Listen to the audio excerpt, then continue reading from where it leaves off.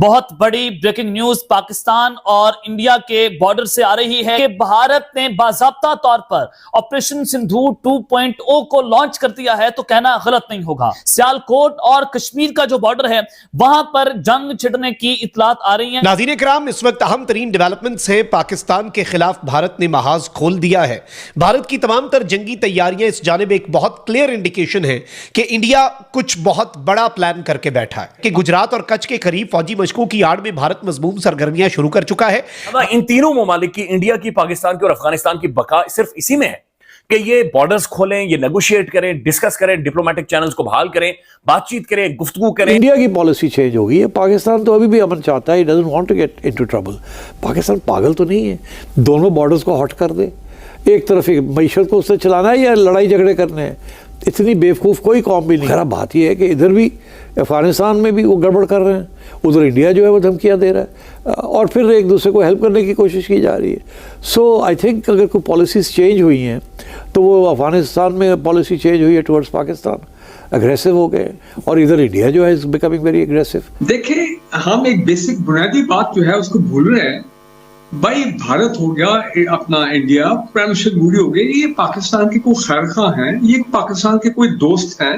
इनसे आप कोई अच्छे की जो तवक्को है वो रख सकते हैं। भाई, वो पाकिस्तान के दुश्मन है, हमेशा दुश्मन रहेंगे। तो उनका तो काम है, वो कर रहे हैं जो उनको करना चाहिए। उनको भी पता है कि क्या इंडिया कर रहा है। उनको मुसलमान ममालिक जो है, जो हमारे इत्तेहादी है, उनको भी सारा पता है। लेकिन सबके अपने अपने वेस्टेड इंटरेस्ट है, सिक्योरिटी इंटरेस्ट है, इकोनॉमिक इंटरेस्ट है, और बड़े इंटरेस्ट है इंडिया के हवाले से। वो पब्लिकली इंडिया को कंडेम नहीं करते, ये आपने नोट किया है। हाँ, एक दो मुल्क हैं वो कभी बात कर लेते हैं, इंडोनेशिया हो गया, मलेशिया हो गया, वो even for that matter Türkiye, वो बात करते हैं, लेकिन आउटराइटली कभी इंडियंस को किसी ने कंडेम नहीं किया। मैंने अगले दिन कहीं ये स्टेटमेंट दी कि पाकिस्तान को मोदी साहब जैसा लीडर चाहिए, तो मेरे ऊपर बदतमीजी का तूफान खड़ा हो गया। लीडर, मेरा मकसद ये था कि उन्होंने भारत को नेशनलिज्म दिया है। आपको भी चाहिए कि आपका लीडर कोई ऐसा हो जो नेशनलिज्म दे सके। लेकिन जब नफरतों में आप अपने दिमाग के दरवाजे बंद कर दे तो यही होता है। गाने उनके सुनेंगे, फिल्में देखेंगे, लेकिन उनकी तरक्की की खबर नहीं पड़ेंगे और ना देखना चाहेंगे, मुंह दूसरी तरफ कर लेते हैं। मैन्युफैक्चरिंग की बात क्यों नहीं करते आप? अब ज़राइल की बात क्यों नहीं करते? अब डिजिटल पाकिस्तान की बात क्यों नहीं करते? गूंगे हो गए आप? पड़ोसियों को देख ले, कुछ शर्म कर लें आप। आपके सारे डॉलर आपके सामने आपके अफगानी भाई उठा के अफगानिस्तान ले गए हैं, आप उनमें से पैसे बनाते रहे, मुल्क तबाह कर दिया आपने, लेकिन कुछ शर्म नहीं आती कभी वंस अ वाइल। और मजे की बात यह है, सबको पता है। चौधरी साहब, मैं कोई नई बात नहीं कर रहा हूं। तो सर, फिर इसका मतलब है कि अवेयरनेस अगर आने की जरूरत है तो पाकिस्तान की पब्लिक से ज्यादा पाकिस्तान के अदारों में अवेयरनेस आने की जरूरत है। अगर मुहिब्बे वतनी की बात करें तो पाकिस्तान के लोगों से ज्यादा अदारे या जो लोग पाकिस्तान को लीड कर रहे हैं उनमें मुहिब्बे वतनी आना जरूरी है। चौधरी साहब, मेरी सिर्फ ये रिक्वेस्ट है, पाकिस्तानियों को पाकिस्तानी बनने की जरूरत है। आपकी एजेंसियां या जिनकी मैं बातें कर रहा हूं सारे पाकिस्तानी हैं, फ्रेंच नहीं है। वो आपके अंदर नहीं है तो सिर्फ नेशनलिज्म नहीं है, आपको नहीं पता तो इस्लामी इक़्तिदार का नहीं पता। आप जिसको पकड़ते हैं, जिसको जरा देखते हैं हैंडसम है, उसको मुर्शद बना लेते हैं आप। लेकिन ये क्या मजाक इस कौम के साथ। ऐसे ही है सर। आपने इस्लामी इक़्तिदार की बात की, आपने इस्लामी रवायात की बात की, तो यूएई की अगर बात करें, सऊदीया की बात करें, इन कंट्रीज की, इन स्टेट्स की बात करें, हमारे से, मैं ये समझता हूँ हमारे से पहले के मुसलमान हैं, हमारे से ज्यादा इस्लाम जानते होंगे। वो जिस तरीके से रिस्पेक्ट दे रहे हैं दूसरे मजहब को, ये आप उसकी बात कर रहे हैं। यूएई के अंदर मंदिर भी है, यूएई के अंदर गुरुद्वारा भी है। अब तो सऊदी अरेबिया भी जो है अपने आप को खोल रहा है, वो भी बॉलीवुड कर रहा है सारा कुछ, वहां पे मंदिर बन रहे हैं। लेकिन आप बिल्कुल दूसरी डायरेक्शन पे हैं। पहले जियाउल हक ने एक जुल्म किया था जिहाद का तोहफा देकर, और उसके बाद दूसरा जुल्म मैं कहता हूं हमारे अमीरुल मोमिनीन ने दिया। वो कहता है नहीं जी, हमें पढ़ने लिखने की जरूरत ही नहीं है, ये सियासत नहीं है। जिहाद से निकल क्यों नहीं रहे आप? मेरी समझ नहीं आती। और जिहाद करना तो अपनी जिंदगी के साथ जिहाद करो यार, अपनी जहालत के खिलाफ जिहाद करो, अपनी गुर्बत के खिलाफ जिहाद करो। वो जो 300 बच्चा किश्ती में डूब के मर गया, उनको चाहिए था जिहाद की तरफ लेके जाते हो। मैन्युफैक्चर क्यों नहीं करते हो? मैन्युफैक्चरिंग के खिलाफ जिहाद करो, मेक इन पाकिस्तान बनाओ, इसके खिलाफ जिहाद करो, गुर्बत के खिलाफ। उस तरफ जाते नहीं हो तुम, पता नहीं क्या बात। अपने दरवाजे दिमाग के बंद कर दिए आपने, बिल्कुल शट डाउन कर दिया दिमाग को, इंग्लिश पढ़नी छोड़ दी। और इस वक्त आपको ट्वीट भी करते हैं, उर्दू में करते हैं, आपने देखा ही होगा।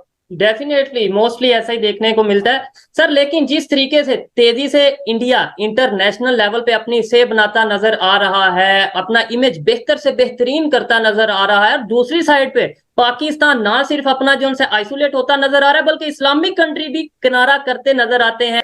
अगर जरा माजी में आप देखें तो जब 1947 से लेकर 57 तक आपने 7 प्राइम मिनिस्टर चेंज किए 10 साल में, और उसके बाद आपने कंट्री को डिफेंस वाली साइड पे लेकर, अभी तक आप डिफेंस मोड से नहीं निकल रहे।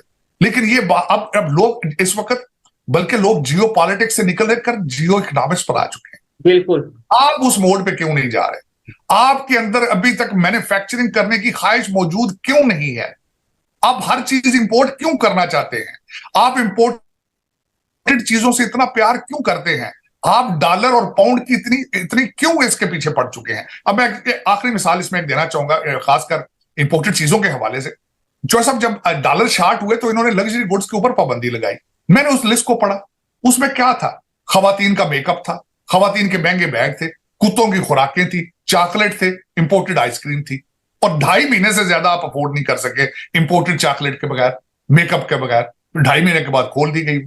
लेकिन ये क्या मजाक है? ये आपका क्या ख्याल है? दुनिया नहीं देख रही कि व्हाट आर यू? आप समझते हैं दुनिया अंधी है? बिल्कुल।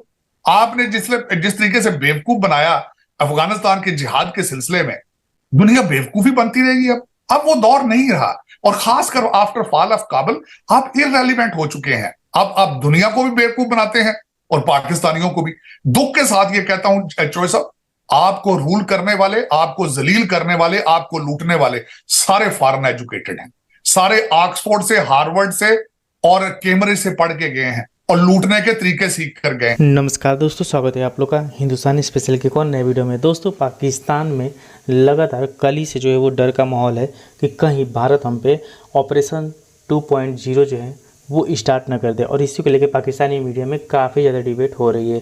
दोस्तों, जैसे कि आपने इस वीडियो में देखा कि पाकिस्तानी मीडिया इस बात से डरी हुई है कि भारत कहीं ना कहीं हम पे हमला करने की तैयारी कर रहा है।